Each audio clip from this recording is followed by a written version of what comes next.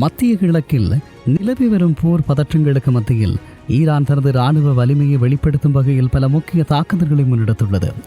உங்கள் எல்லோருக்கும் தெரிந்த operation promise of the true word 4, அதாவது உண்மை வாக்குறுதி நடவடிக்கை 4 என்ற பெயரில் ஈரான் நடத்திய தாக்குதல்கள் உலக அளவில் கவனத்தை ஈர்த்துள்ளது.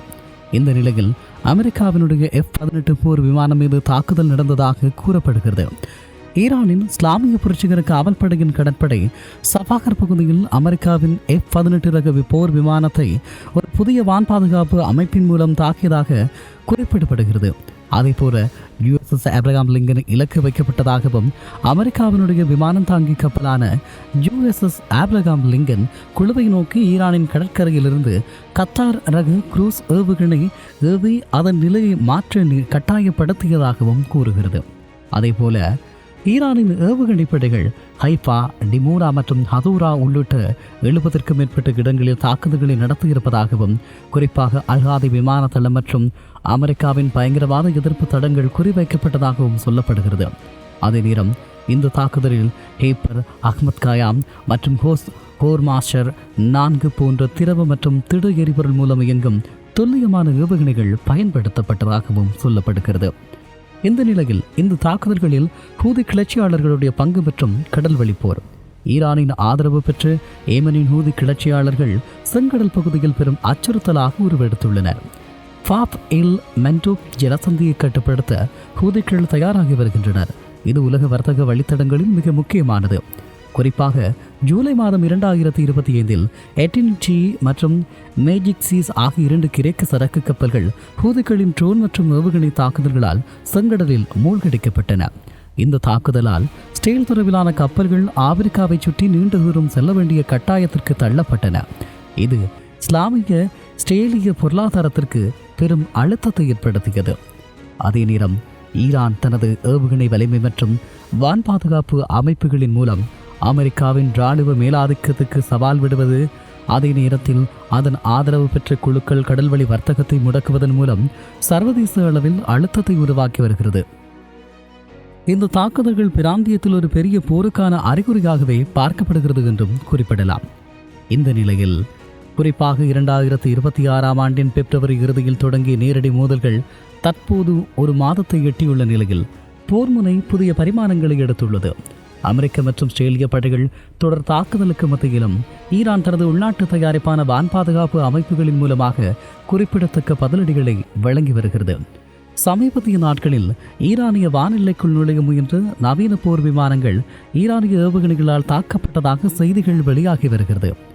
F-18 மற்றும் இதர விமானங்கள் சஃபாகர் பகுதியில் அமெரிக்க கடற்படையின் F-18EF சூப்பர் ஹார்னெட் போர் விமானம் ஈரானின் புதிய வான் பாதுகாப்பு அமைப்பால் சுட்டு வீழ்த்தப்பட்டதாக ஈரான் அறிவித்துள்ளது. இது இந்திய பெருங்கடலில் விழுந்து நொறுங்கியதாக கூறப்படுகிறது. இதற்கு முன்னதாக மார்ச் மாதத்தில் மட்டும் இஸ்ரேலின் F-16 மற்றும் அமெரிக்காவின் F-15 ஸ்ட்ரைக் ஈகிள் போன்ற போர் விமானங்கள் ஈரானின் உள்நாட்டு தயாரிப்பு ஏவுகணைகளால் தாக்கப்பட்டதாக தகவல்கள் தெரிவிக்கிறது. இப்படியான ஒரு சூழலில் கடல்சார் போரில் ஈரான் மற்றும் அதன் ஆதரவு அமைப்புகள் புதிய உத்திகளை கையாண்டு வருகிறது. ஹார்முஸ் ஜலசந்தி வழியாக செல்லும் கப்பல்களுக்கு ஈரான் புதிய பாதுகாப்பு வரி விதிக்க திட்டமிட்டுள்ளது. இது உலகளாவிய எண்ணெய் மற்றும் எரிவாயு விநியோகத்தில் பெரும் தாக்கத்தை ஏற்படுத்தும் என எதிர்பார்க்கப்படுகிறது. அதே நேரம் USS ஆப்ரஹாம் லிங்கன் மீதான அழுத்தம், ஈரானின் கடற்கரையிலிருந்து ஏவப்பட்ட ஹாதர் ரக குரூஸ் ஏவுகணைகள் அமெரிக்காவின் ஆப்ரஹாம் லிங்கன் விமானம் தாங்கி கப்பல் குழுவை பின்வாங்க செய்துள்ளது. இது அமெரிக்க கடற்படைக்கு விடுக்கப்பட்ட நேரடி எச்சரிக்கையாக பார்க்கப்படுகிறது. இந்த நிலையில் ஏமனின் ஹூதி கிளர்ச்சியாளர்கள் செங்கடல் பகுதியில் தங்களது தாக்குதல்களை தீவிரப்படுத்தியுள்ளனர்.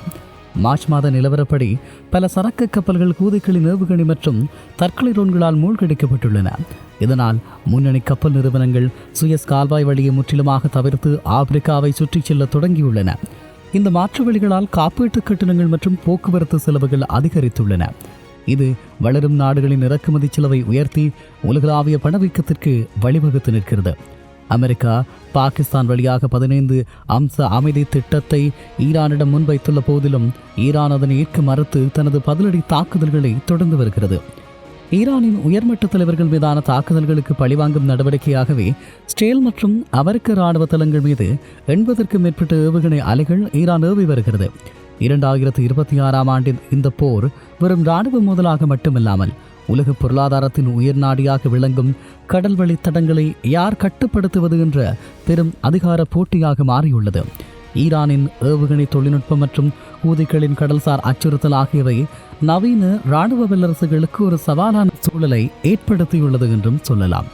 இந்த நிலையில் 2026இன் தொடக்கத்தில் குறிப்பாக ஈரானுக்கும் அமெரிக்கா இஸ்ரேல் கூட்டுப்படைகளுக்கும் இடையே வெடித்திருக்கக்கூடிய இந்த மோதலானது வெறும் பிராந்திய போர் என்பதையும் தாண்டி சர்வதேச அரசியல் மற்றும் பொருளாதாரத்தின் போக்கை மாற்றியமைக்கும் ஒரு திருப்பு முனையாக உருவெடுத்துள்ளது. இதுவரை நவீன மேற்கத்திய வான்புலிகளாக கருதப்பட்ட F-18 மற்றும் F-35 போன்ற போர் விமானங்கள் ஈரானின் உள்நாட்டு வான் பாதுகாப்பு அமைப்புகளுக்கு சவாலுக்கு உட்படுத்தப்பட்டது. உலக இராணுவ வரலாற்றில் ஒரு புதிய செய்தியை சொல்லுகிறது. தொழில்நுட்ப மேலாதிக்கம் மட்டுமே வெற்றியை தராது என்பதை ஈரானின் ஏவுகணை தாக்குதல்கள் நிரூபித்துள்ளன.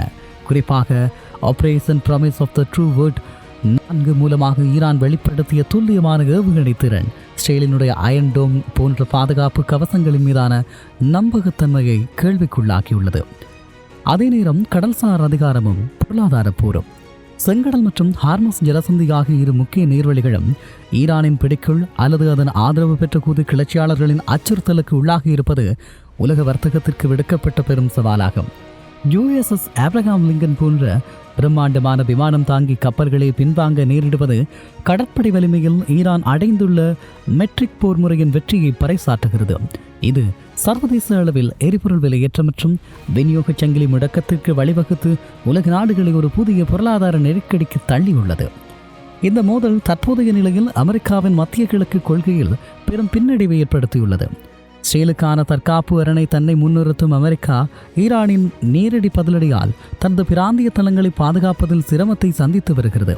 மறுபுறம் ஈரான் தனது மத்பா எனப்படும் நட்பு அமைப்புகளின் மூலமாக ஒரு ஒருங்கிணைப்பு முன்னணியை கட்டி எழுப்பியும் வருகிறது. இந்த நிலையில் முடிவாக இந்த மோதல் ஒரு முழுமையான உலகப் போராக வெடிக்குமா அல்லது ஒரு நீண்டகால நிலப்போராக நீடிக்குமா என்பது வல்லரசுகளின் அடுத்த கட்ட நகர்வுகளில் தான் உள்ளது. எனினும் மத்திய கிழக்கில் இனி அமெரிக்காவின் ஒருமுறை ஆதிக்கம் என்பது சாத்தியமற்றது என்பதும் ஈரான் ஒரு தவிர்க்க முடியாத இராணுவ சக்தியாக உருவெடுத்துள்ளது என்பதும் தற்போதைய கள யதார்த்தமாகும்.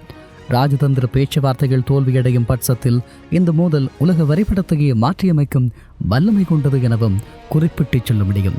இந்த நிலைமைகள் தொடருமாக இருந்தால் மத்திய கிழக்கில் அமெரிக்காவினுடைய நிலை என்ன அல்லது அமெரிக்காவினுடைய ஆதரவு நாடுகளாக இருக்கக்கூடியவற்றினுடைய நிலை என்ன என்பது தொடர்பில் மிகப்பெரிய கேள்விகள் இருக்கிறது. எப்படியாக இருந்தாலும் இந்த உலகம் ஒரு யுத்தத்தில் இருந்து விடைபெற வேண்டும், யுத்தத்தினுடைய கொடிய பக்கங்களில் இருந்து உலகம் மாற வேண்டும், உலகம் அமைதிக்கு திரும்ப வேண்டும் என்பதே பலரினுடைய எதிர்பார்ப்புமாகும். இதற்கான முடிவுகள் எப்படி கிடைக்கப் போகிறது, யார் தரப்போகிறார்கள் என்பதிலேதான் தங்கி இருக்கிறது உலகத்தினுடைய எதிர்காலம் என்றும் குறிப்பிடலாம்.